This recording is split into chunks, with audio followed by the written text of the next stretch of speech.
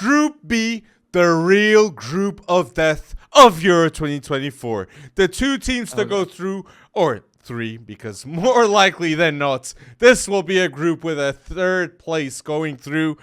Wow, it's gonna be carnage to not just predict, but to actually watch. We're gonna have the privilege to watch the last dance of Luka Modric in the same group as Spain and Italy.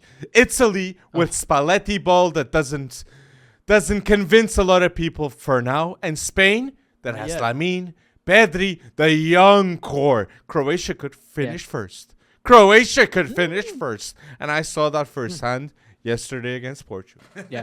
Well, Croatia also knows.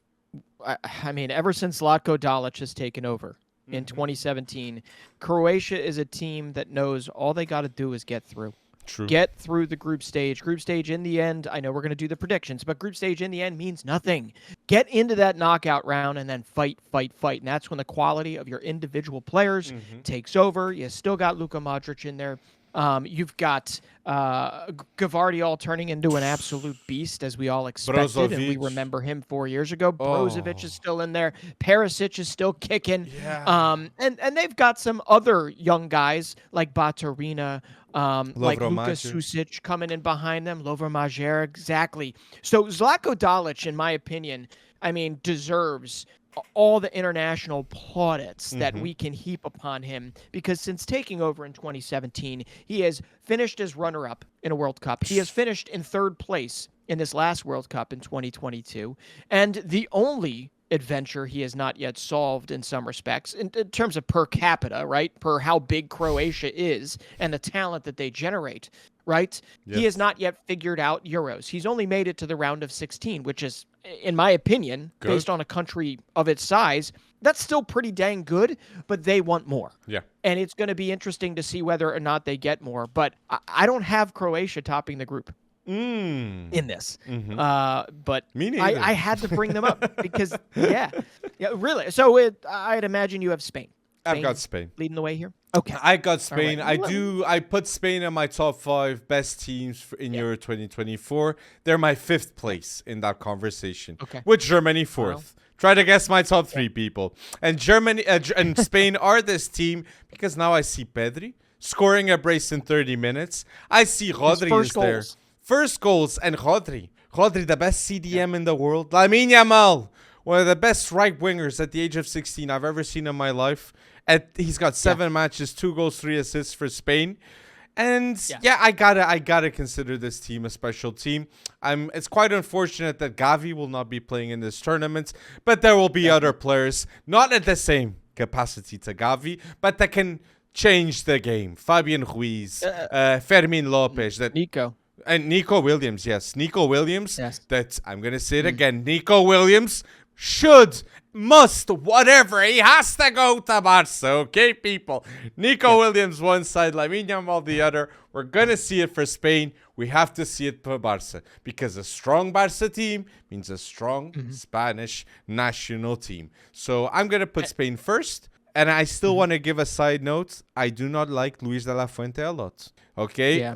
But I'm going to put Spain first. I think it's because he shut Pau Cubarsí out, right? That's a reason. And Porro. It is a reason. Porro. Yeah. And Porro. Yeah, that makes no sense to me. That makes no sense. I am glad to see kind of the rehab project of Cucurella coming back into the fray. But listen, I think Spain does not go insanely far in the Euros. I think they're going to win Group B. But I think Spain does not go insanely far in the Euros because of their defense. Their defense is not Lenormand. I like Lenormand. I think he's going to Atletico. I think he's going to Atletico. Right. He is going to Atletico. He had a wonderful, I think, first half of the year for Real Sociedad. I think he had an amazing last season for Real Sociedad, but his back half has not been very good. So maybe I'm just catching him at a bad time because you're right. I like him too. But it'll be him, and I believe Aymeric Laporte will be the other. And I'm just saying, based on other defenses, right? In this, I don't think it's top 5, top 6, top 7, but none of that necessarily matters, Alex. If the guys you mentioned are killing it, and that's Pedri, and that's Lamine Yamal, and that's Morata. Nico Williams, and that's Alvaro Morata. Absolutely right. Hell, even Oyarzabal deserves a shout because he's been scoring for fun in the friendlies. But listen, Lamine Yamal is about to add more records to the record book. I mean, this kid is just killing it, and he's going to turn 17 the day before the final, right? And think about this. At 16 years old, it's looking like he is already a locked-in starter for Spain. And he's already the youngest ever La Liga player. He's already the youngest ever UCL starter. He's already the youngest La Liga scorer. He's already the youngest ever Spanish player and scorer. And he's going to be the youngest ever to play for Spain in the Euros and likely to score as well. Lamine Yamal the other day registered 2 assists against Northern Ireland. And you know me, I have this issue with kind of child abuse at 16 years old. But at the same time, you cannot fight how special of a talent Lamine Yamal is. So that in and of itself, he's going to love Group B. Group of Death, I don't think phases Lamine Yamal. So that's why I think they'll get through Group B. And if they don't make it far in the tournament, it's because of their defense, certainly not because of their offense. I don't know if I agree totally with you with the defense notes, because I do think Spain, they can have a good defense. I think it's more than the back four is the CDM. They don't have that ball retention like they would have in the past. And not CDM with Rodri. It's the double pivots. It's the working phase. It's the ball retention. I think Spain loses the ball more than they lost beforehand, and a lot more situations and opportunities are coming now in situations of one-on-one. So Alejandro Balde is very young. Lenormand maybe doesn't have this international experience that we see in other teams. And the goalkeeper, Raya, Unai Simon, they're young goalkeepers in the international sense. And opposite to, let's say, in Argentina with Emi Martinez. And last notes on Spain. The Spanish national team looks at the Euros. I'm going to say 5th in the contention. But for the World Cup, with the development for 2026 these players can have, and with the learning experience that they can have too in Euro 2024, Lamine, Fermin, Pedri, they can go to the next level. And that's why I get so sad not to see Pau Cubarsí, and because of injury, Gavi. Because, Pablo Gavi would be top 3 players in the Spain national team right now. So, Breton, who's going through? What are our predictions? I got Spain winning the group. I have Croatia in 2nd. I have Italy in 3rd, close 3rd, and I think they'll still get through, which is very dangerous for anyone that has to play them in the next round. And the debutantes, before we talk about Italy, Spalletti, and all that good stuff, the debutantes, their first tournament. Silvinho, the former, Arsenal left back, if I'm not mistaken, right?